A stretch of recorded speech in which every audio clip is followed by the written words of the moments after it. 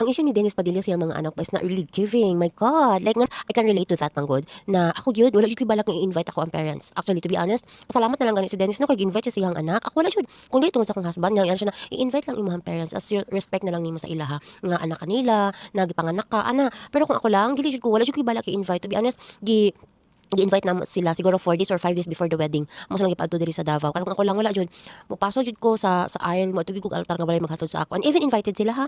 Wala man ginako sila pahatod sa altar sa ako dili ko choice na ko na. So far pud no, ay happy ra pud ko na ako ang parents no. Wala sila kanang bad na say about sa nganong wala mi naglakaw, nganong wala ka na nganong wala nimo migitugtan na ihatod ka sa altar. Wala. It's because gusto na ako na mag-walk lang ako sa aisle na ako lang. Nga wala na di ulit sila appeal. Na sila sa ako ang kasal is because i-invite sila, respeto na ako sila as parents sila. Ano lang, and they're thankful. Wala man sila anything giingon. Well, wala ko kabalo sa giingon sa ubang tao, pero that's my choice. And i-respect na to kung saan choice ato mga anak. Even ako, as a mama, pag munda ko si heartbeat, inana magpakasal or unsa, dili ko gusto man na yun anin anak. Dili ko mamugos i-respeto na ko akong anak. Ano lang.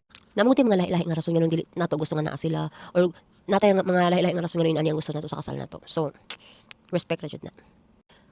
Lahi-lahi man tag pamilya gud ba, lahi-lahi tag experience. So lahi-lahi pud tag mga rason nga nung gibuhat na to ang gibuhat na